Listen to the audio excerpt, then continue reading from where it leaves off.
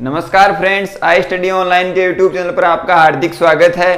पिछली क्लास में हमने equation of tangent line, unit tangent vector, arc of length, इससे संबंधित क्वेश्चन किए थे। उससे पहले हमने डेरिवेशंस कंप्लीट किए थे। आज हम नए टॉपिक के साथ पढ़ेंगे, वो है नॉर्मल प्लेन। नॉर्मल प्लेन पढ़ने से पहले हम पढ़ेंगे नॉर्मल लाइन एंड इसके बाद इक्वेशन ऑफ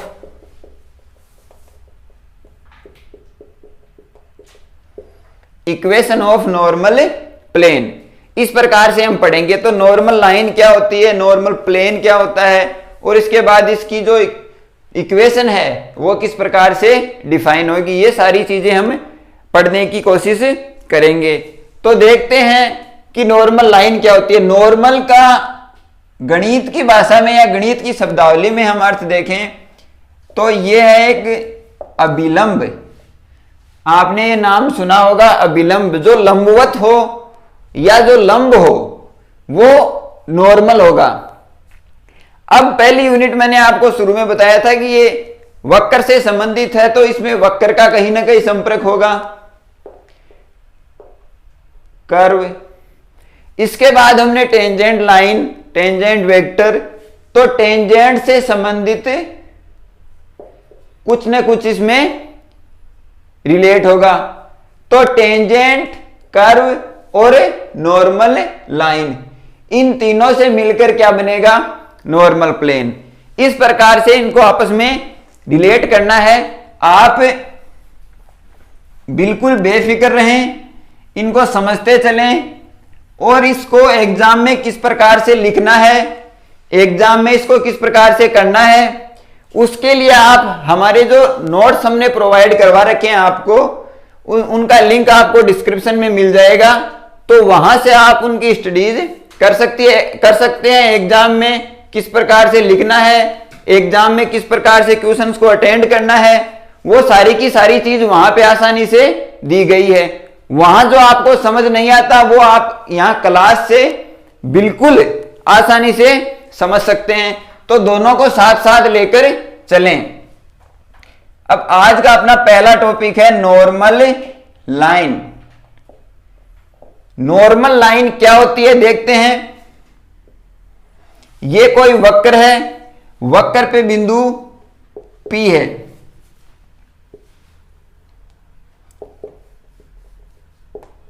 ये है टेंजेंट लाइन।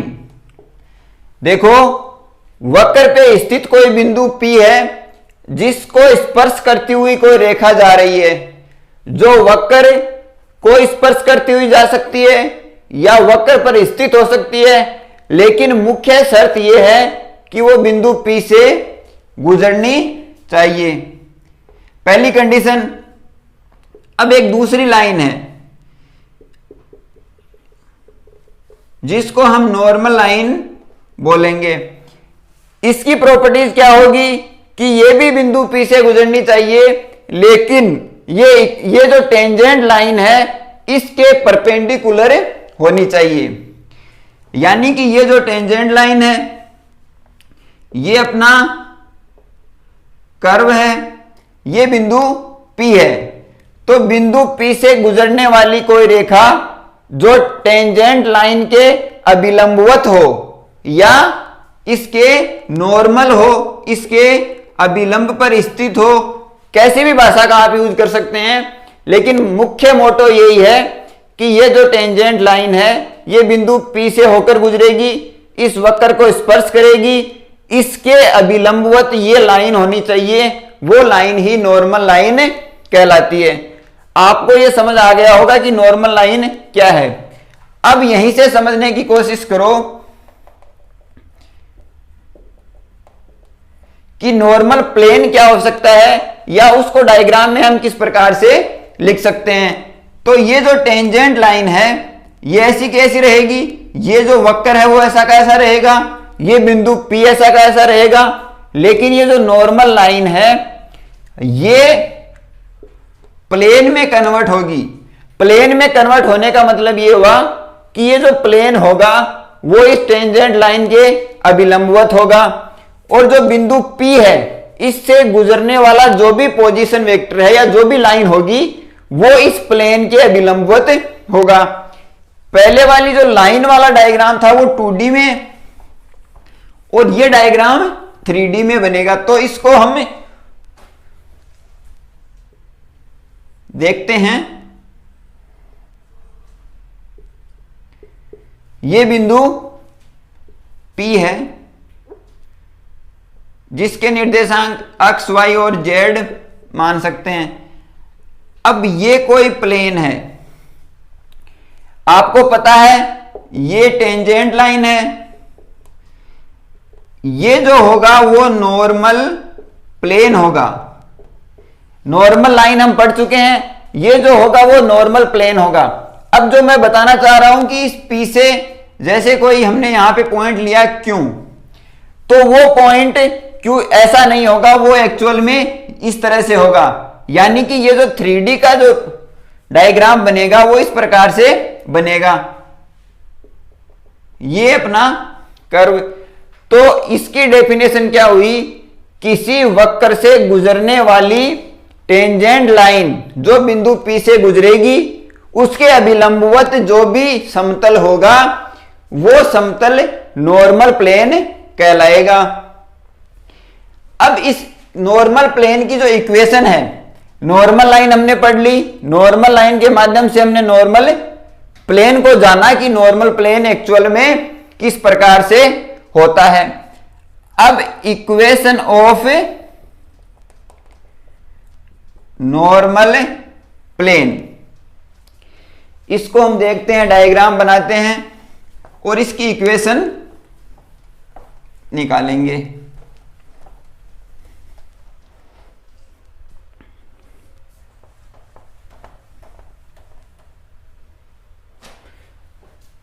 नॉर्मल लाइन के बाद हमने पढ़ा नॉर्मल प्लेन।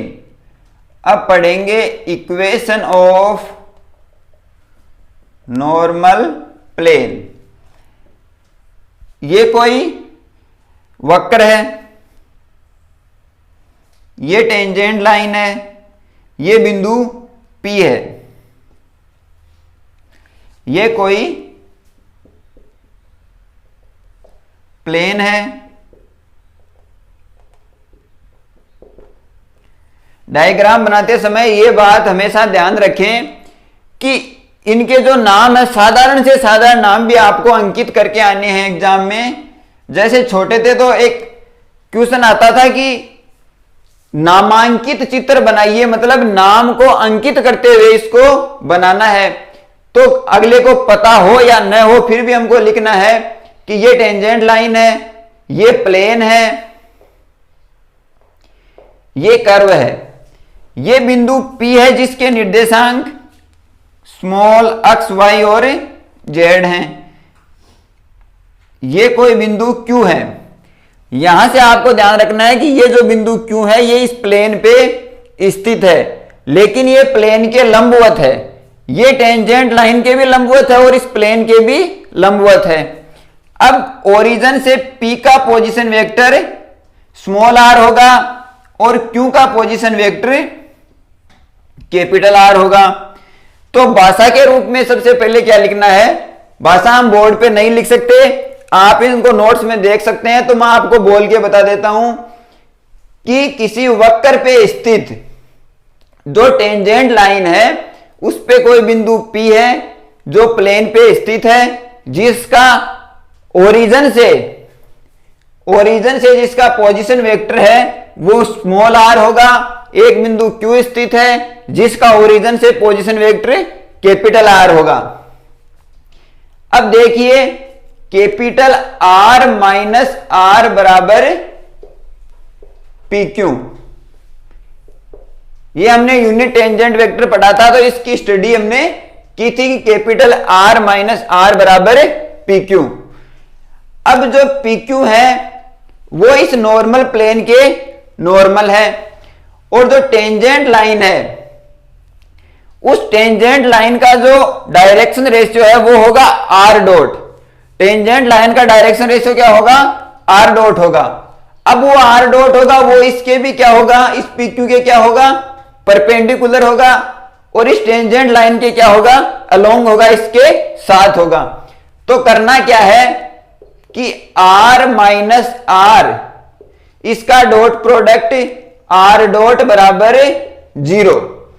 ये रिजल्ट आपको ध्यान में रखना है, इसको समझना है। इसका मैं आपको आगे एक अल्टरनेट तरीका और बता दूंगा कि इसका दूसरा तरीका किस प्रकार से है, लेकिन ये डेरिवेशन समझ आने के बाद ही वो तरीका आपको समझ आएगा। अब R बराबर कैपिटल एक्स आई कैप, कैपिटल वाई जे कैप प्लस कैपिटल जेड के कैप, स्मॉल r बराबर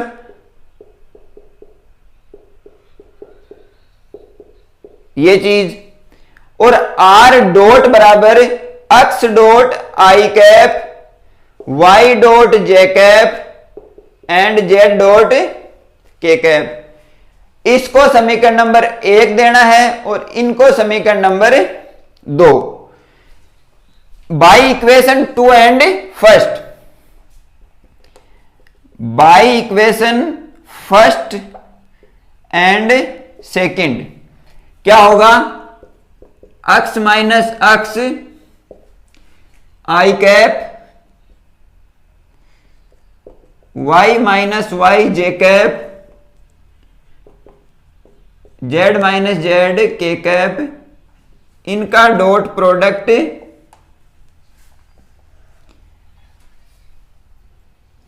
x dot I cap plus y dot J cap plus z dot के कैप बराबर 0। इसको मैंने सीधा लिख दिया। आपको क्या करना है कि पहले r की वैल्यू पूरी लिखनी है, उसके बाद स्मॉल r की, उसके बाद इसकी, फिर इसको माइनस करना है। अब जो मैंने अल्टरनेट तरीका मैं आपको बता रहा था वो ये था कि टेंजेंट लाइन के डायरेक्शन रेशियो हमने पढ़े थे, इनके डायरेक्शन रेशियो थे x डॉट, y डॉट और z डॉट, और ये जो PQ है इसके direction ratio x minus x, y minus y and z minus z। ये यहां से आपको समझ आ रहा होगा, और पीछे की क्लास में हमने पढ़ा भी था अच्छे ढंग से कि टेंजेंट लाइन के जो डायरेक्शन रेशियो हैं वो ये होंगे, और जो PQ के डायरेक्शन रेशियो हैं वो ये होंगे। अब इसको यहीं छोड़ दीजिए, आगे देखते हैं। इसको हल करेंगे तो हम सीधा सीधा लिख सकते हैं x minus x, x dot, y minus y, y dot plus z minus z, z dot is equal to 0। देखो सीधी सी गणित है कि r का जो मान है वो x आई कैप, y जे कैप प्लस z के कैप माइनस r है, जो ये आ गया x y और z, डॉट प्रोडक्ट में x डॉट, y डॉट और z डॉट। ये इसका स्ट्रक्चर हो गया। अब जो अल्टरनेट तरीका है वो ये है, ये टेंजेंट लाइन के डायरेक्शन रेशियो हैं और ये PQ के डायरेक्शन रेशियो हैं, दोनों आपस में क्या है, लंबवत हैं। तो दोनों आपस में लंबवत हैं तो इसको सीधा सीधा ऐसे लिख सकते हैं x minus x, x dot plus y minus y, y dot plus z minus z, z dot is equal to 0। ये इसका समझने का सीधा तरीका है, लेकिन एग्जाम में इसको आप काम में नहीं ले सकते क्योंकि ये बहुत ही शॉर्ट है। और अगर एग्जाम में डेरिवेशन के रूप में अगर ये पूछा जाता है, हालांकि 10 नंबर का नहीं आएगा लेकिन कम नंबर का आएगा, तो इसको आपको इस प्रकार से लिखना है। बीच में आपको इसमें लैंग्वेज यूज करनी है। एमएससी के स्टूडेंट आपके कोई दिक्कत नहीं आएगी, एग्जाम आपको देनी है तो इसकी आप प्रैक्टिस करें, बार बार लिखें। जो कॉन्सेप्ट था, जो तरीका था वो मैंने आपको बता दिया है। तो नॉर्मल लाइन, नॉर्मल प्लेन और इक्वेशन ऑफ नॉर्मल प्लेन, तीनों चीजें आपको ध्यान में रखनी है। इक्वेशन ऑफ नॉर्मल प्लेन क्या आई, X minus X, capital X minus small X, dot product X dot Y minus Y dot plus Z minus Z dot equal to 0। ये इक्वेशन ऑफ नॉर्मल प्लेन। अब देखते हैं आगे,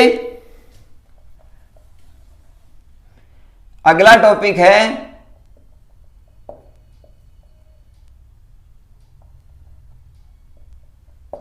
contact of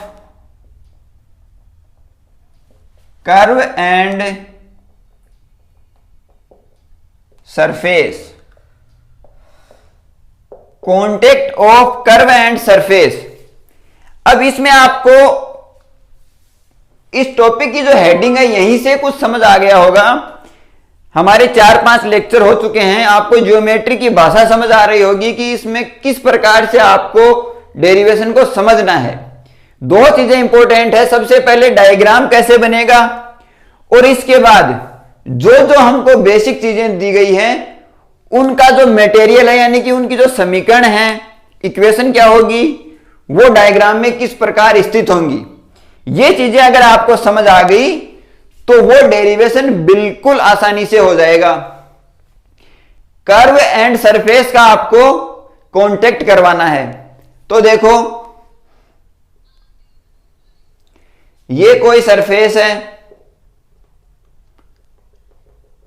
हमको diagram assume करना है, मान के चलना है कि ऐसा ऐसा कुछ कुछ हो सकता है। अब देखो सरफेस है, अब इसका कांटेक्ट हुआ इस वक्र पे, बिंदु P पे। ये एक कंडीशन हो सकती है। दूसरी कंडीशन क्या हो सकती है, ये कोई सरफेस है, ठीक है, अब ये कोई वक्र है इस प्रकार का, यहां पे 2 से 3 पॉइंट या 3 से 4 पॉइंट ऐसे हैं जो यहां पे कांटेक्ट करेंगे, जैसे P1, P2, P ऐसे Pn तक। मैं यहां पे लिख देता हूं, P1 से लेकर Pn तक बीच में मिडिल में जैसे कोई पॉइंट P है। ये अपने डायग्राम बनाया है, अज्यूम किया है कि कोई सरफेस है जिस पे कोई बिंदु P है, जहां से वक्र होके गुजर रहा है या इन दोनों का कांटेक्ट हो रहा है। तो क्या लिखना है, लेट P1 P2 कहां तक, Pn तक एनी ऑफ पॉइंट हैं जो इस सरफेस और कर्व को कांटेक्ट में ला रहे हैं। P1 है, P2 है, Pn है। ये जो कंडीशन है, जो P है, यानी कि एक ही बिंदु है जो इनको कांटेक्ट करवा रहा है, तो वो इसमें ऐड हो जाएगी, मतलब इसमें सम्मिलित हो जाएगी। तो हमको डायग्राम वो काम में लेना है। तो लिखना किस प्रकार से हम देखते हैं।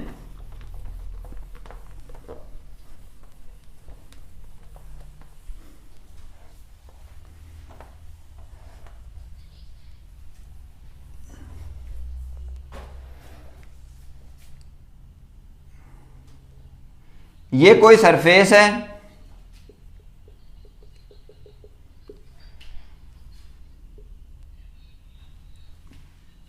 ये है कर्व, यहां P1 है, यहां P2 है, और ये चल रहा है Pn तक। अब अपन को इस डेरिवेशन में ये चीज सिद्ध करनी है कि ये जो कांटेक्ट है वो कितने पॉइंट पे हो रहा है।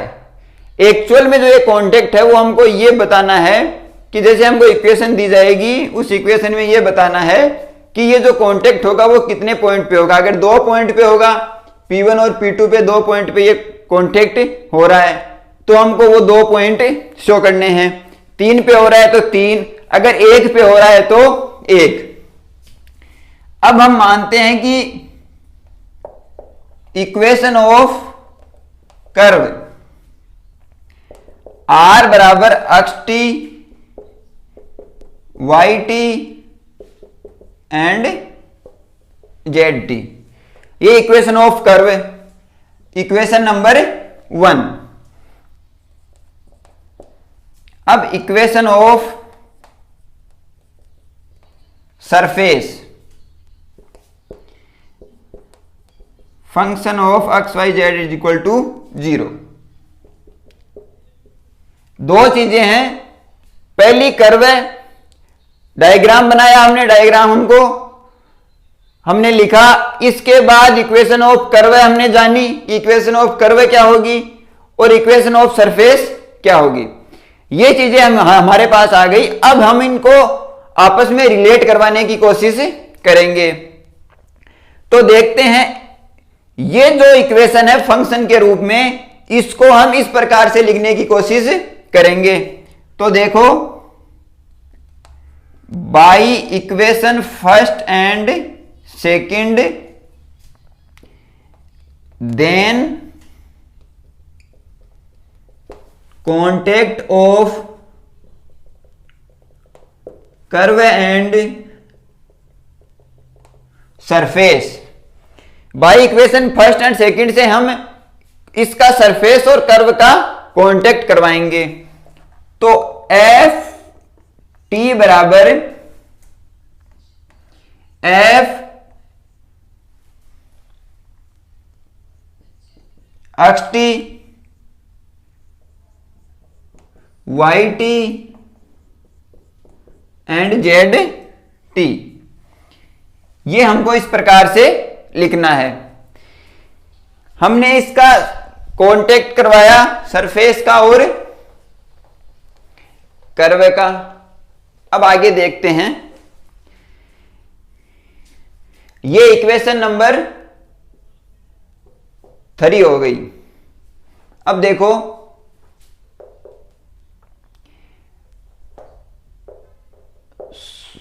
Solution of equation third by Taylor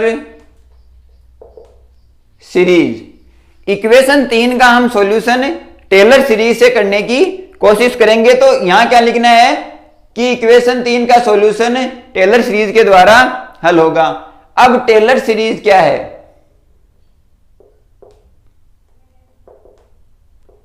Taylor series हम बीएससी में पढ़ के आए हैं। एफ टी बराबर F T zero plus T minus T zero F dash T zero plus T minus T zero का square F double dash T zero plus T minus T zero का cube factorial 3, यहां आएगा factorial 2। इसके multiply में F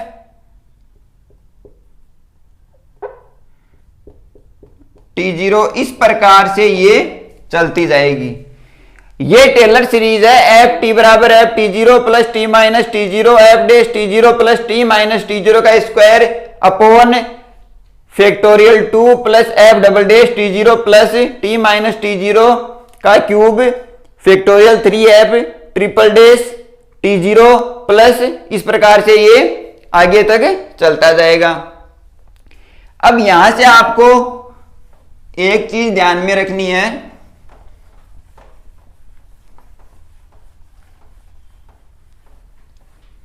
ये equation number 3 है और ये टेलर सीरीज है। कुछ आपको समझ में आ रहा होगा कि ये फंक्शन ऑफ टी है जिसका पैरामीटर टी है, और ये जो टेलर सीरीज है इसमें भी जो टी पैरामीटर है उसकी गणना बढ़ती जा रही है। इसमें भी पैरामीटर टी है और इसमें पैरामीटर टी है, उसकी ही गणना है जो बार बार बढ़ती जा रही है। तो इक्वेशन 3 का जो सॉल्यूशन है वो टेलर सीरीज से किस प्रकार होगा? सबसे पहले एफ टी जीरो बराबर 0।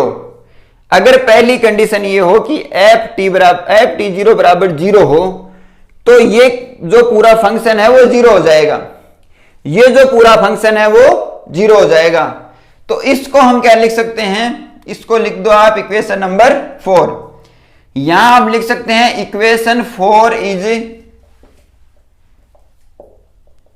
द सॉल्यूशन ऑफ इक्वेशन 3, कि इक्वेशन 4 है वो इक्वेशन 3 का एक सॉल्यूशन हो सकता है। अब इक्वेशन जो 4 है वो इक्वेशन 3 का अगर सॉल्यूशन होगा तो कितने पॉइंट पे कांटेक्ट हो रहा है, ये चीज हमको अभी तक नहीं मिली। तो हम आगे क्या करेंगे, दूसरी कंडीशन में, ये देखो दूसरा जो पद है, ये पद, इसमें देखो t माइनस टी बराबर 0, यानी कि t माइनस टी जीरो बराबर 0। ये कब होगा, जब f dash T zero is not equal to 0, ये 0 के बराबर नहीं होगा तो ये 0 के बराबर होगा। सबसे पहले हमने इसको 0 किया तो हमको एक सॉल्यूशन मिला इक्वेशन 3 का। इक्वेशन 3 का सॉल्यूशन मिला तो उसका अर्थ ये हुआ कि सरफेस और जो कर्व का कांटेक्ट होगा वो हमको नहीं मिला कि कौन कौन से पॉइंट पे हो रहा है, तो हमने दूसरे पद को 0 किया। तो इसमें या तो ये 0 होगा, ये 0 होगा, तो ये 0 नहीं होगा। अब ये 0 नहीं होगा, एफ डैश टी जीरो 0 नहीं होगा तो ये 0 होगा। तो t बराबर t0, मतलब जो हमने पहला डायग्राम बनाया था कि एक ही बिंदु होगा, तो यहां हम लिख सकते हैं कि t माइनस टी जीरो बराबर 0। तो t बराबर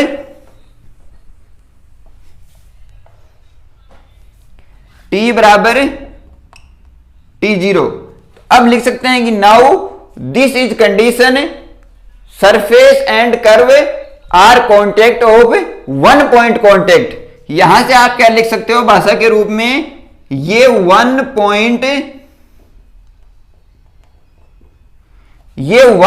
कॉन्टेक्ट होगा। अब अगली कंडीशन में आपको कुछ समझ आएगा।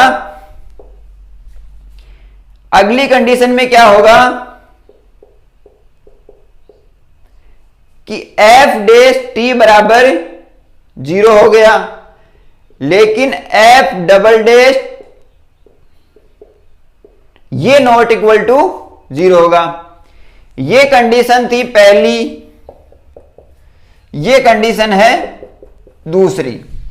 एफ डैश टी 0 होगा, लेकिन एफ डबल डैश टी बराबर not equal to 0।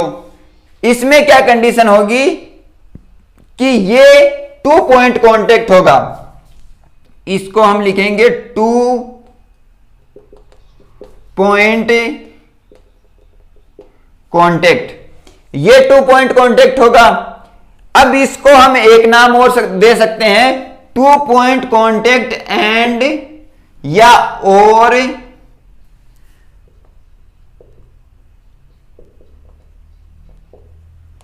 First order contact, मतलब प्रथम कोटि का ये कांटेक्ट होगा। अब आपको आइडिया लग गया होगा कि अगर तीसरी कंडीशन में ये भी 0, ये भी 0 और ये 0 नहीं, एफ डैश टी भी 0, एफ डबल डैश टी भी 0, लेकिन ये 0 नहीं, तो आप बताएं कि ये कौन सा कांटेक्ट होगा। ये कांटेक्ट होगा 3 पॉइंट कांटेक्ट। कौन सा कांटेक्ट होगा, 3 पॉइंट कांटेक्ट होगा। और इसका जो ऑर्डर होगा वो कौन सा कांटेक्ट होगा, सेकंड ऑर्डर कांटेक्ट। तो क्या लिखेंगे,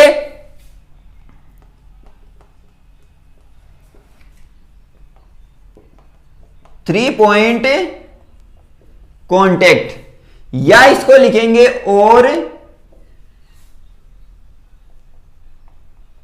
सेकंड ऑर्डर कांटेक्ट।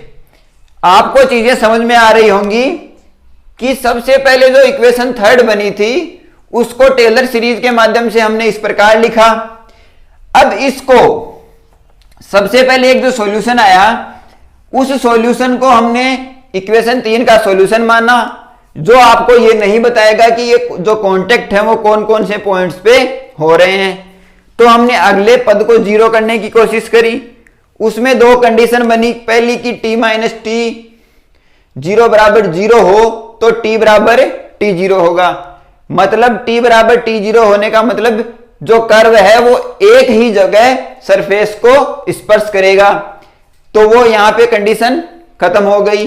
दूसरी जो कंडीशन है वो एफ डेश टी बराबर जीरो होगी, लेकिन एफ डबल डेश टी बराबर नॉट इक्वल टू जीरो, तो ये 2 पॉइंट कॉन्टेक्ट होगा। इसको हम बोल सकते हैं फर्स्ट ऑर्डर कॉन्टेक्ट। और जो तीसरी है एफ डेश टी बराबर zero, F double dash T बराबर जीरो और एफ ट्रिपल डेश टी बराबर नॉट इक्वल टू जीरो, ये 3 पॉइंट कॉन्टेक्ट होगा और इसको हम बोल सकते हैं सेकंड ऑर्डर कॉन्टेक्ट। ये contact of curve and surface का जो डेरिवेशन था वो इस प्रकार होगा।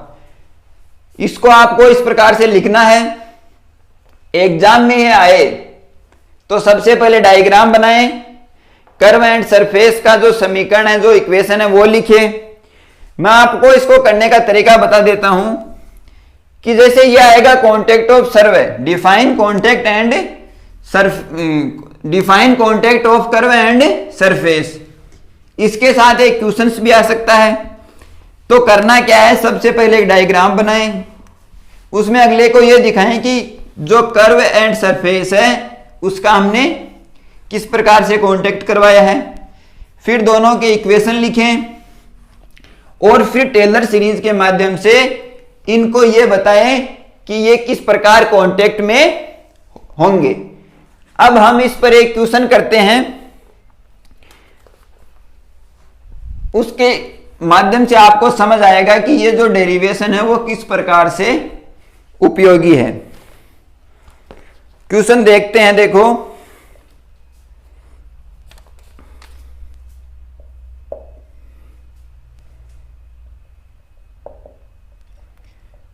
फाइंड द प्लेन, इतने में ही समझो कि फाइंड द प्लेन मतलब अपने को प्लेन फाइंड करना है। तो क्या समझ आया कि जो हमने कॉन्टेक्ट निकाले थे वो हमको दिए जाएंगे।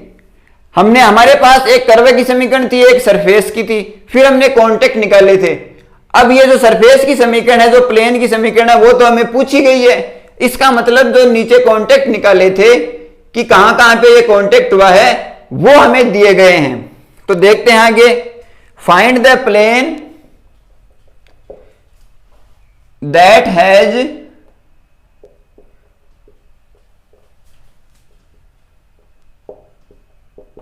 Three point contact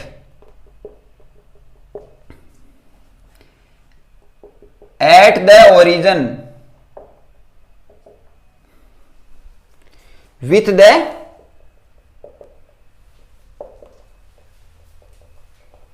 curve x बराबर t की पावर 4 माइनस 1, y बराबर t की पावर 3 माइनस 1 एंड z बराबर t स्क्वायर माइनस 1। अब देखो x बराबर आपको t की पावर 4 माइनस 1 दिया गया है, y बराबर t की पावर 3 माइनस 1 एंड z बराबर t स्क्वायर माइनस 1। अब सॉल्यूशन में क्या करना है, let equation of plane, plane की हमको इक्वेशन माननी है। तो प्लेन की हमने इक्वेशन मान ली, ax plus B Y plus C Z बराबर 0। अब a, b और c की वैल्यू हमें निकालनी है। ये है x, y और z। तो देखो एफ टी बराबर क्या हुआ, t की पावर 4 माइनस 1, t की पावर 3 माइनस 1 और टी स्क्वायर माइनस 1। यहां से t की वैल्यू क्या निकल के आ रही है कि t बराबर 1, t बराबर 1। तो ये हमको पुटअप करना है। अब एफ टी बराबर टी की पावर 4 माइनस 1, ये एक्स टी का पैरामीटर हो गया, ठीक है। y बराबर टी की पावर 3 माइनस 1, ये वाई टी का पैरामीटर हो गया। और z बराबर टी स्क्वायर माइनस 1, ये जेड टी का पैरामीटर हो गया। तो यहां पे हम इसको लिखेंगे तो किस प्रकार से लिखेंगे, a टी की power 4 minus 1 plus b T की power 3 minus 1 plus c T square minus 1। इस प्रकार से हम इसको एकदम सिंपलीफाई तरीके से लिख रहे हैं। हम सिर्फ इस क्वेश्चन को निकालने की कोशिश कर रहे हैं, इसको लिखना किस प्रकार से है वो हम आगे देखेंगे। अब देखिए एफ टी है। अब इसमें दिया गया है कि 3 पॉइंट कॉन्टेक्ट है, तो अपने को क्या करना है, एफ डैश टी बराबर 0 निकालना है, एफ डबल डैश टी बराबर 0 निकालना है, एफ ट्रिपल डैश टी बराबर नॉट इक्वल टू 0, यानी कि ये दो हमें एक बार निकालना है। और इनसे अगर ए बी और सी के मान आते हैं तो हमारा क्वेश्चन आसानी से हो सकता है। अब देखिए एफ डैश टी यहां से निकालने की कोशिश करें, 4 टी क्यूब, ठीक है। ए साथ में चल रहा है, ए इसके मल्टीप्लाई में आएगा, इसका अवकलन 0। आगे 3 टी स्क्वायर बी, इससे आगे 2 टी सी बराबर 0।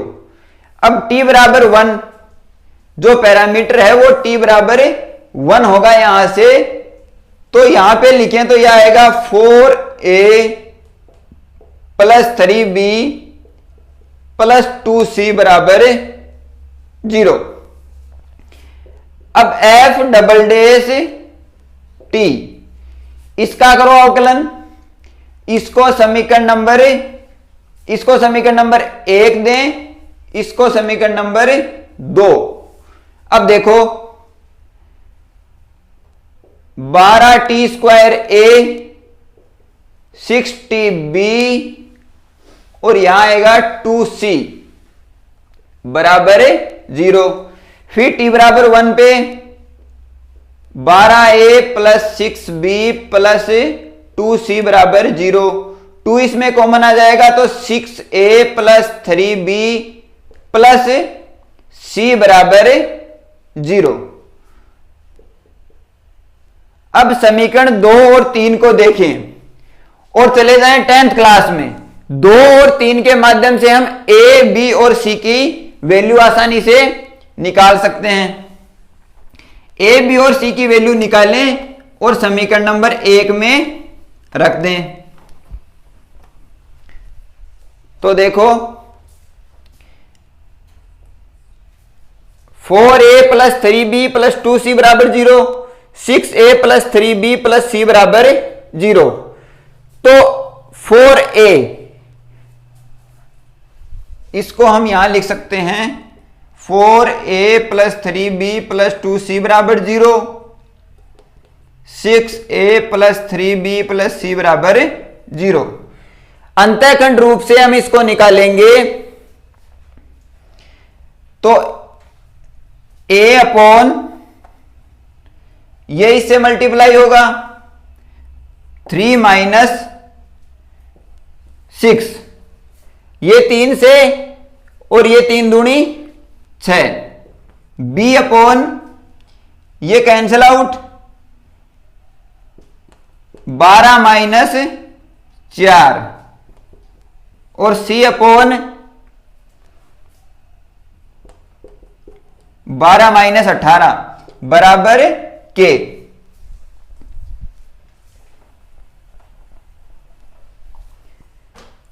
अब देखो a/-3, b/8 एंड c/-6 बराबर k।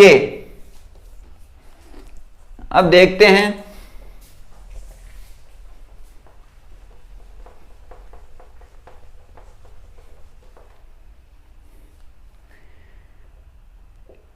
a बराबर -3 के, b बराबर 8 के और c बराबर -6 के।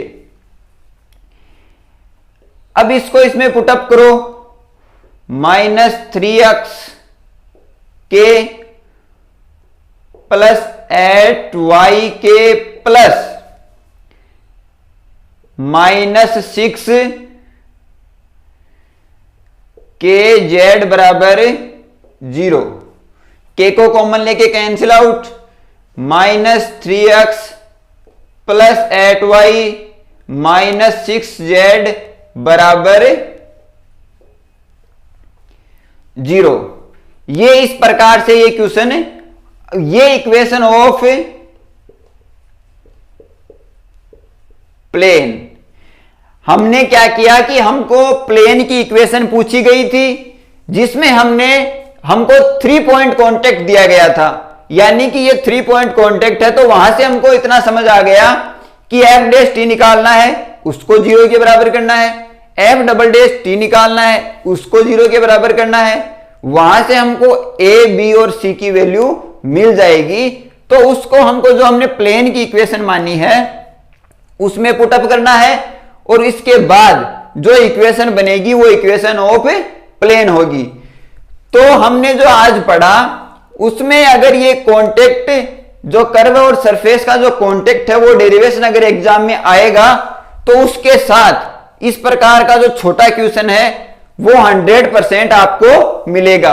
वरना जो जिसमें जो न्यूमेरिकल है वो ज्यादा होगा, यानी कि जिसमें जो गणना है वो ज्यादा होगी, वो अकेला 10 नंबर का क्वेश्चन भी आ सकता है। अगर इस प्रकार का छोटा क्वेश्चन होगा तो वो उस डेरिवेशन के साथ आपको आसानी से मिल जाएगा। तो आज हमने क्या पढ़ा, नॉर्मल लाइन के बारे में पढ़ा, नॉर्मल प्लेन के बारे में पढ़ा, इक्वेशन ऑफ नॉर्मल प्लेन के बारे में पढ़ा कि इक्वेशन ऑफ नॉर्मल प्लेन क्या होता है, जो नॉर्मल प्लेन और टेंजेंट लाइन है उससे किस प्रकार रिलेट करता है।